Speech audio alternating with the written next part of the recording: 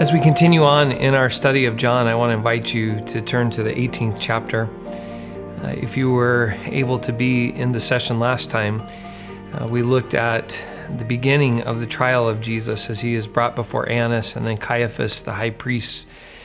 And we see the betrayal of Peter and his denial and the rooster crowing and the echo of that as we experience his inability to stand faithful with Christ.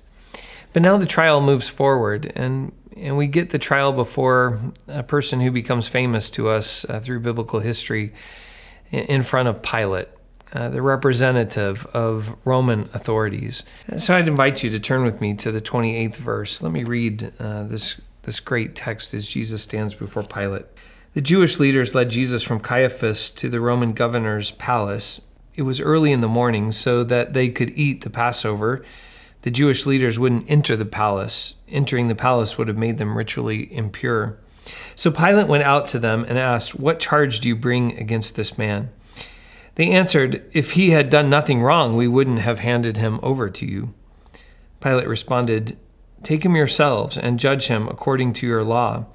The Jewish leaders replied, "The law doesn't allow us to kill anyone." This was so that Jesus' word might be fulfilled when he indicated how he was going to die.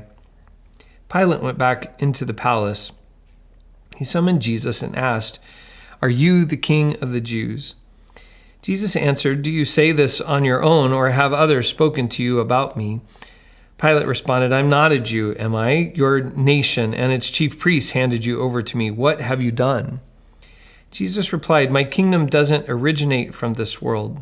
If it did, my guards would fight so that I wouldn't have been arrested by the Jewish leaders. My kingdom isn't from here." "So you are a king," Pilate said. Jesus answered, "You say that I am a king. I was born and came into the world for this reason, to testify to the truth. Whoever accepts the truth listens to my voice." "What is truth?" Pilate asked. After Pilate said this, he returned to the Jewish leaders and said, "I find no grounds for any charge against him. You have a custom that I release one prisoner for you at Passover. Do you want me to release for you the king of the Jews?" They shouted, "Not this man. Give us Barabbas." Barabbas was an outlaw. In my classes, I will show a video clip from one of my favorite old movies. As students get younger and younger, or as I get older and older than them, fewer and fewer have ever seen this movie. But when I was a young person, one of my favorite comedy movies was a Monty Python movie, Monty Python and the Holy Grail. They didn't have very much money to make the movie, and so some of it's just silliness as they follow King Arthur and his knights as they go searching for the Holy Grail, but they didn't have money to hire horses, and so all of the knights gallop throughout the land with somebody behind them clanking empty halves of coconuts together, and much of the film is just silliness. But Monty Python, in their own sort of ingenious way, every once in a while, one of the scenes will capture a kind of philosophical assumption or a political idea, and we'll draw humor out of that. And the scene I often show to students when I'm talking to them about the shifts that took place between the ancient world and the modern world is a scene where King Arthur is galloping, followed by clanking coconuts. He's galloping across the land, and he comes upon a peasant who is pulling a cart, and he immediately mistakes this man for a woman and says, "Old woman." And he says, "I'm not an old woman.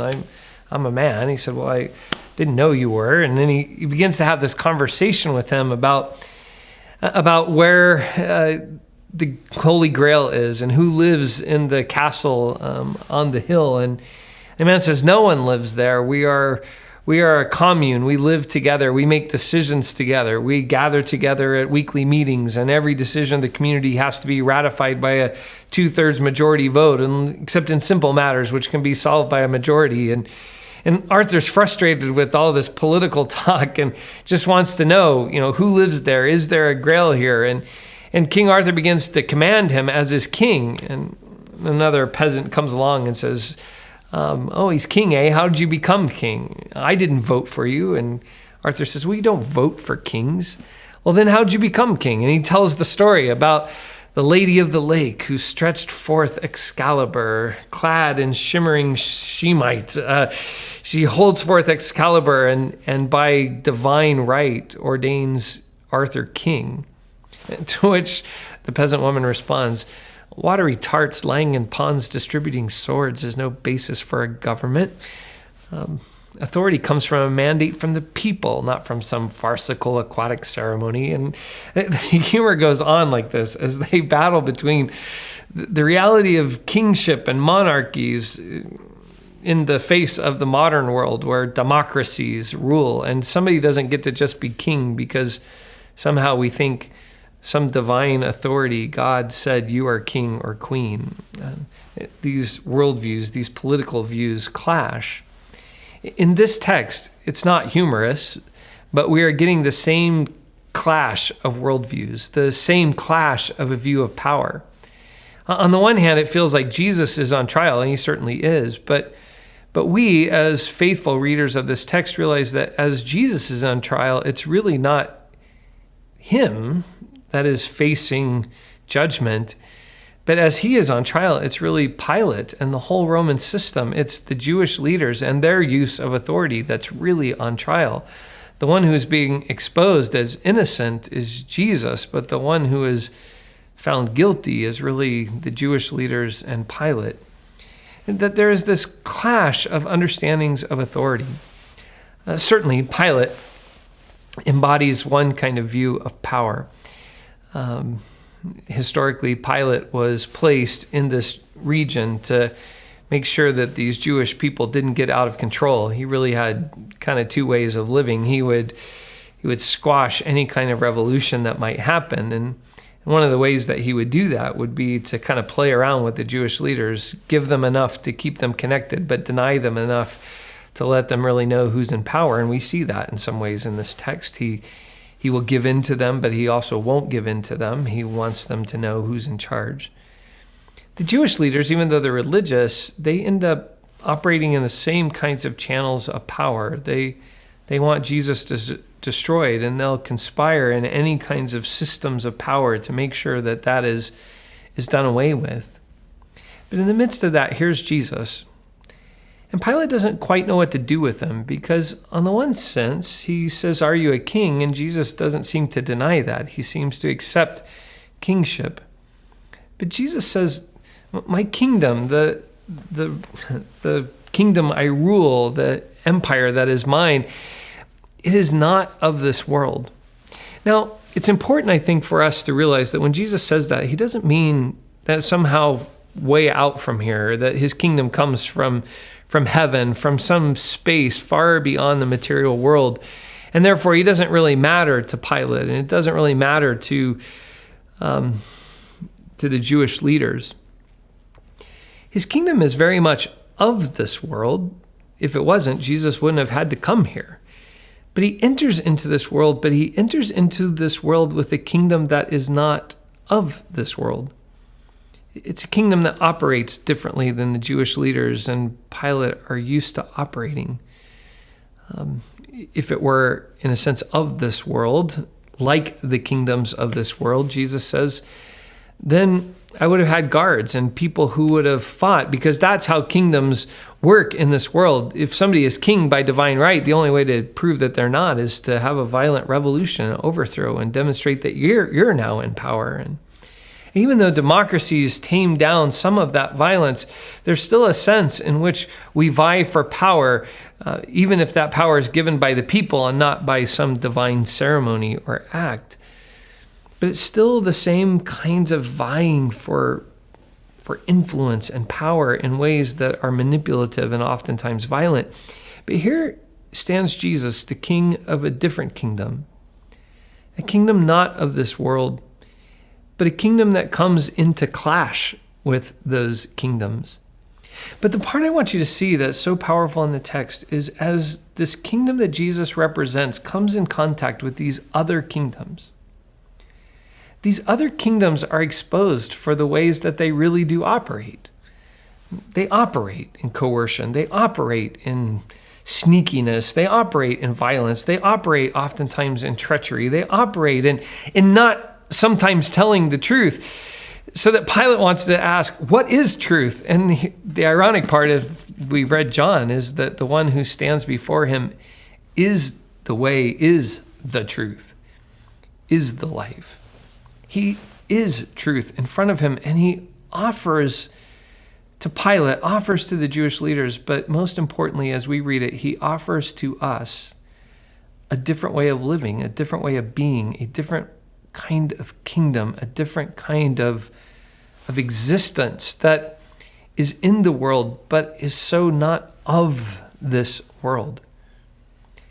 I don't think you'll get the gospel until you understand that this world that Jesus invites us into is so different than the ways that we operate. And as he invites us into it, as we participate in it, it always stands as a kind of judgment to the ways in which the world operates.